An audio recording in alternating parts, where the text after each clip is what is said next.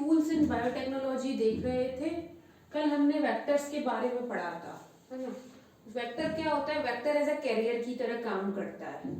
उसमें हम कोई भी अपना जीन ऑफ इंटरेस्ट इंट्रोड्यूस करते हैं, उसके बाद वेक्टर उसको होस्ट ऑर्गेनिज्म तक ले जाने का काम करता है, एज अ कैरियर काम करता है। हमने कल देखा था। उसके बाद हमने कुछ क्लोनिंग साइट्स भी देखा था, और हमने ये PBR 322 जो वेक्टर है इसके बारे में डिटेल में देखा था। इसमें एक पॉइंट रह गया था, वो बताना कि जो वेक्टर होता है उसमें वेक्टर में एक रिस्ट्रिक्शन एंजाइम के लिए एक ही साइट रहती है। जैसे देखिए ये PBR 322 है आपका वेक्टर, इसमें देखिए बहुत सारे रिस्ट्रिक्शन एंजाइम्स के लिए अलग अलग साइट्स हैं, लेकिन एक ही है एक के लिए। ये देखिए जैसे EcoR1 के लिए एक है, फिर CLA1 के लिए, फिर HIND3 के लिए, फिर BAM-H1 साल, ये सारे जितने भी रिस्ट्रिक्शन एंजाइम्स हैं इन सब के लिए एक एक साइट है, 2 3 4 साइट्स नहीं है। अगर मान लीजिए एक ही एंजाइम की 3 4 साइट्स हो जाएंगी तो उसमें मल्टीपल कट्स लग जाएंगे। जब हम इसमें रिस्ट्रिक्शन एंजाइम डालेंगे तो इसमें बहुत सारे कट्स लग जाएंगे और फिर ये इसके फ्रेगमेंट्स बन जाएंगे, तो ये तो पूरा डिस्ट्रॉय हो गया एक तरह से, है ना। तो इसीलिए रिस्ट्रिक्शन एंजाइम जो होगा उसकी एक ही साइट होगी एक वेक्टर में, ठीक है। अब इसके बाद हमने ये भी देखा था कि हम ट्रांसफॉर्मेंट और नॉन ट्रांसफॉर्मेंट को कैसे आइडेंटिफाई करेंगे। ट्रांसफॉर्मेंट वो होते हैं जिनके अंदर जीन, जो ऐसा वेक्टर होगा जिसमें जीन ऑफ इंटरेस्ट गया है और वो वेक्टर किसी सेल में इंट्रोड्यूस हुआ है, ठीक है, वो ट्रांसफॉर्मेंट सेल है, हमारा बैक्टीरिया है।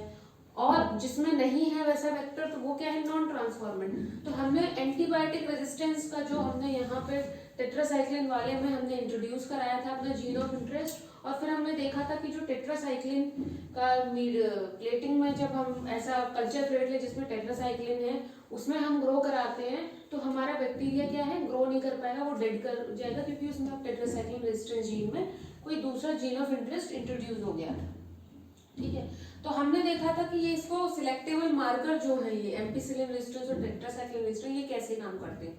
अब क्या है, ये जो सिलेक्टेबल मार्कर है टेट्रासाइक्लिन और एम्पिसिलिन रेजिस्टेंस वाले, ये क्या है? थोड़ा डिफिकल्ट प्रोसेस है इसमें, क्योंकि हमने देखा कि दो बार हमको दो बार प्लेटिंग करानी पड़ रही है, ठीक है। तो ये थोड़ा सा टीडियस टास्क हो गया है। तो इसकी जगह क्या है, दूसरा कोई मेथड निकाला जाए जिसमें हम दूसरे मेथड में हम आइडेंटिफाई कर पाए ट्रांसफॉर्मेंट और नॉन ट्रांसफॉर्मेंट्स को।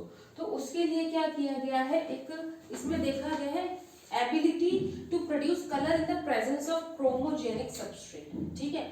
इसमें यूं क्या किया गया है, कोई क्रोमोजेनिक सबस्ट्रेट लिया गया है और ऐसे जीन पे हमने जो हमारा फॉरेन डीएनए उसको इंसर्ट किया है जहां पे वो क्रोमोजेनिक सब्सटेंस पे कोई कलर देता हो, ठीक है। अब एग्जांपल देखिए, जैसे मान लीजिए हमारा ये क्या है, फॉरेन डीएनए और हमारा ये प्लाज्मिड है। इस प्लाज्मिड में ये वाला जो एरिया है ये किसी एंजाइम के लिए कोड करता है, ठीक है। अब ये किसी एंजाइम के लिए कोड कर रहा है, जब हम इसको किसी क्रोमोजेनिक सबस्ट्रेट पे ग्रो कराएंगे तो ये कलर देगा, ठीक है। अगर इस जगह पे हम अपना फॉरेन डीएनए इंसर्ट कर दें तो अब क्या है, ये पहले जैसे एंजाइम बना रहा था वो बना पाएगा? नहीं बना पाएगा, ठीक है। तो इसको क्या बोला, एक रिकॉम्बिनेंट बनेंगे और कुछ हमारे नॉन रिकॉम्बिनेंट्स वो जहाँ पे ये फॉरेन डीएनए इंसर्ट हुआ होगा, और नॉन रिकॉम्बिनेंट्स वो बनेंगे जहाँ पे ये फॉरेन डीएनए इंसर्ट नहीं हुआ होगा, ठीक है।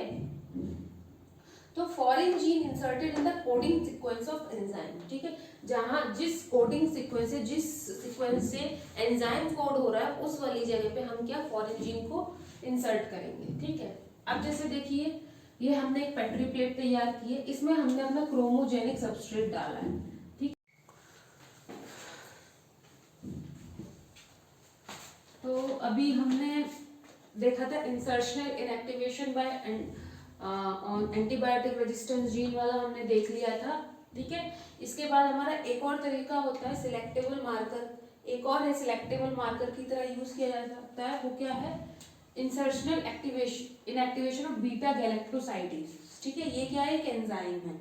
अभी ये हम देखते हैं कैसे होता है। देखिए कोई फॉरेन डीएनए मान लीजिए, ये हमारा फॉरेन डीएनए, इसको हमें इस वेक्टर में इंसर्ट करना है, ठीक है। तो ये जो पोजीशन है ये वाला, ये वो एरिया है जहां पे ये एंजाइम है बीटा गैलेक्टोसाइडेज के लिए कोड करता है, ठीक है। तो ये एरिया जहां पे है यहाँ पे एंजाइम बीटा गैलेक्टोसाइडेज है, ये कोड करता है।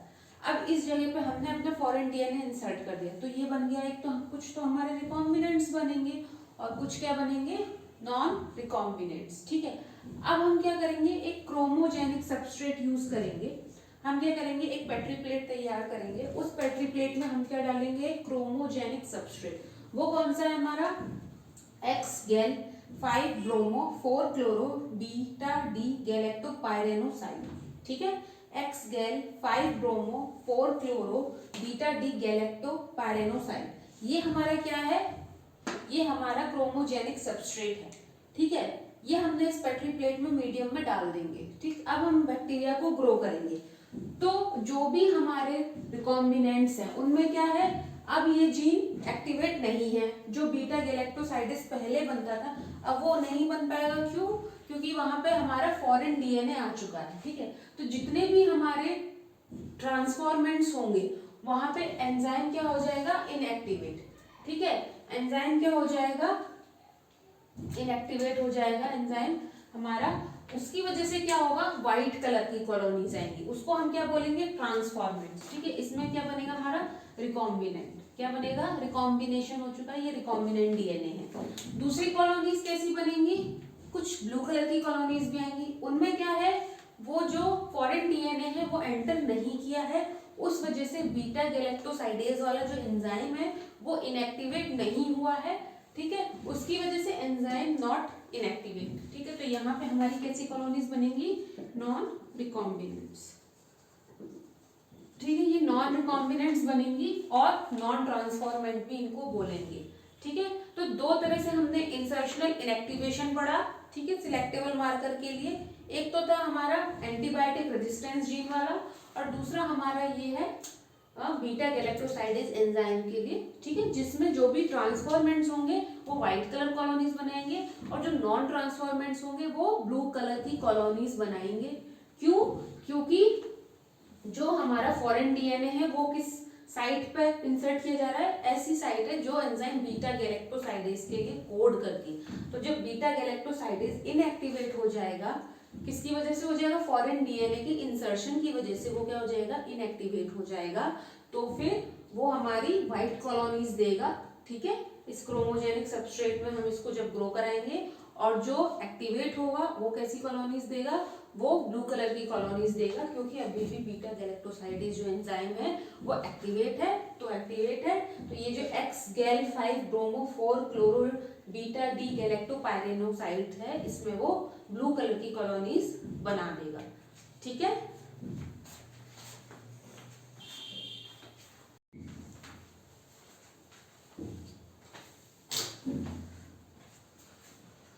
तो हमने वेक्टर्स के बारे में जान लिया। अब हम कुछ वेक्टर्स देख लेते हैं जो जीन्स को क्लोन करने में हेल्प करते हैं प्लांट्स और एनिमल्स के। ठीक है, vectors for cloning genes in plants and animals. ठीक है, अभी तो हमने बैक्टीरिया में देखा था, अब हम कुछ प्लांट्स और एनिमल्स में देख लेते हैं। तो इसमें एक है एग्रोबैक्टीरियम ट्यूमीफेशियस। ठीक है, ये एक पैथोजन है जो ट्यूमर कॉज करता है। ठीक है, जैसे जो नॉर्मल सेल्स होती है प्लांट की, जैसे ये नॉर्मल सेल्स है, ठीक है, इनको क्या करता है, इंड्यूस करके ट्यूमर बना देता है।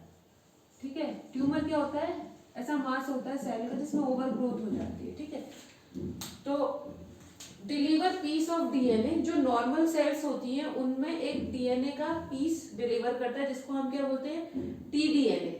फिर उस नॉर्मल सेल को क्या बना देता है, ट्यूमर में बना देता है, ओवर ग्रोथ होने लग जाती है। ठीक है, सेल्स की लार्ज नंबर में सेल्स ग्रोथ होते हैं, फास्ट रैपिड डिवाइड होने लग जाते हैं। ठीक है, उसी तरह से रिट्रोवायरसेस इन एनिमल्स, उसमें भी क्या है, जो नॉर्मल सेल है वो कैंसरस सेल में बन जाता है।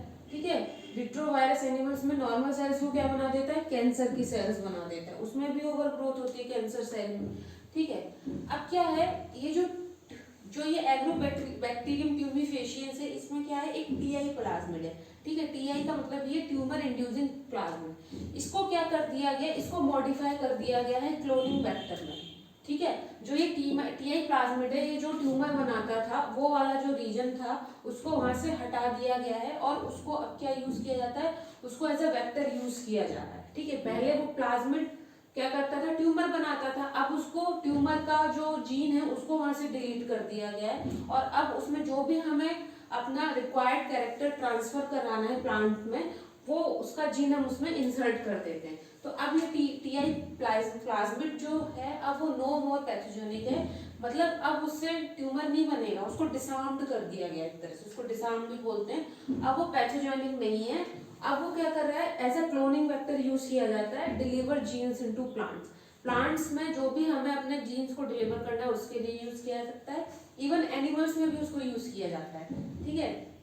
उसके अलावा और कौन कौन से वेक्टर्स हैं, जैसे प्लाज्मिड है, वायरसेस है। वायरस में देखो जैसे ये एक बैक्टीरियोफाज है, ऐसे वायरस जो बैक्टीरिया को इन्फेक्ट करते हैं, ठीक है। उसमें एक है ये transfer gene for beta galactosidase, ठीक है। जो बैक्टीरियोफाज है इकोलाई से, इकोलाई में बीटा गैलेक्टोसाइडेज की जो जीन है उसको ह्यूमन सेल में ट्रांसफर करने में हेल्प करता है, ठीक है। कौन करता है, बैक्टीरियोफाज। तो बैक्टीरियोफाज क्या हमारा प्लाज्मिड है, जीन हमने किससे ले लिया, इकोलाई से, और ट्रांसफर किसमें किया है हमने, ह्यूमन सेल्स में, ठीक है। उसी तरह से एक और होता है लैम्डाफाज, ये क्या करता है, lac gene of E coli. E coli का जो लैक जीन है उसको किसमें ट्रांसफर करने में हेल्प करता है, हैप्लॉइड कैलस ऑफ टोमेटो, ठीक है। Haploid callus of tomato, callus क्या होता है, कैलस एक जो टिश्यू कल्चर होता है ना, उसमें क्या होता है, मास ऑफ सेल डेवलप्ड होता है, ठीक है। उस मास को हम क्या बोलते हैं, कैलस। जब हम टिश्यू कल्चर करते हैं उसमें हम कैलस फॉर्मेशन होता है, तो उसमें ये जो लैम्डाफाज है ये लैक जीन को हेल्प करता है ट्रांसफर करने में। ई कोलाई से हमने लैक जीन लिया है, वेक्टर कौन सा है, लैम्डाफाज, और ट्रांसफर किसमें कर रहे हैं हम, टोमेटो में, हैप्लॉइड कैलस ऑफ टोमेटो, ठीक है। अब उस तरह से क्या होता है, अब क्या है कि हर जो वेक्टर है उसका आप अपना एक मतलब इंसर्ट साइज होता है। ऐसा नहीं हम कितने भी बड़ा जीन का सेगमेंट किसी भी वेक्टर में डाल देंगे, उनकी एक कैरिंग कैपेसिटी होता है, वो उतना ही एक वेक्टर इतने ही जीन के साइज, इतना ही जीन कैरी कर सकता है, इतने ही साइज के जीन को कैरी कर सकता है, ठीक है। तो जैसे प्लाज्मिड है ये 0.5 to 8 kb तक का साइज को इंसर्ट कर सकता है, उतना ही उसका साइज है। उसी तरह से बैक्टीरियोफाज जो लैम्डा है वो 9 to 23 kb, फिर कॉस्मिक 30 to 45 kb, BAC, ठीक है, बैक्टीरियल आर्टिकल BAC ये 50 to 300, और YAC ये बैक्टीरिया से बनते हैं और ये यीस्ट से बनते हैं, ये 1000 to 2500, इतना इतना इनका kb साइज है, ठीक है।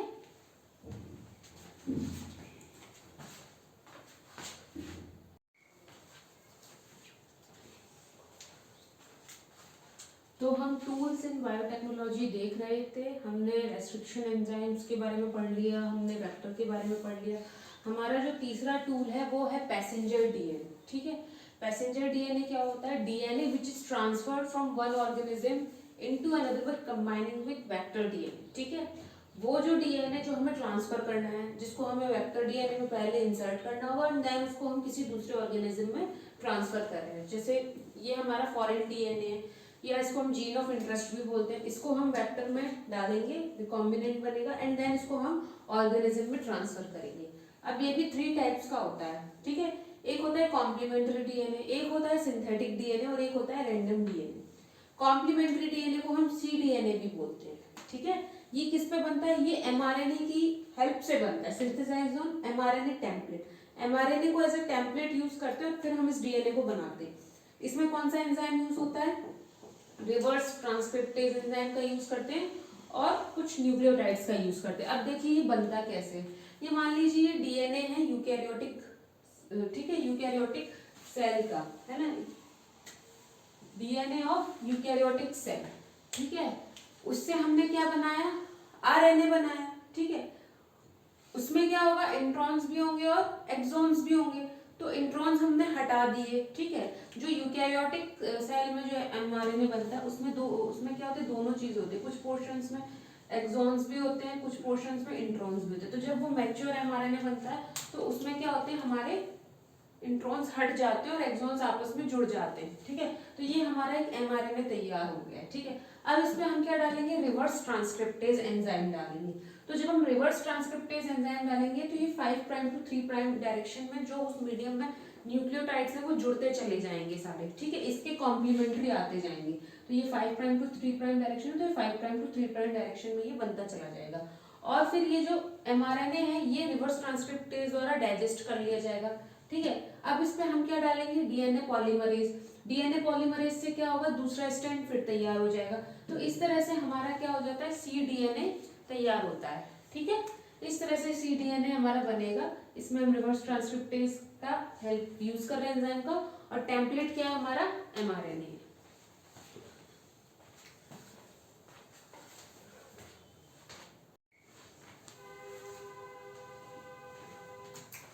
तो हमने कॉम्प्लीमेंट्री डीएनए कैसे बनता है अभी देखा। अभी इसमें दूसरा था पैसेंजर डीएनए में एक होता है सिंथेटिक डीएनए, जिसको हम क्या बोलते हैं, एसडीएनए भी बोलते हैं।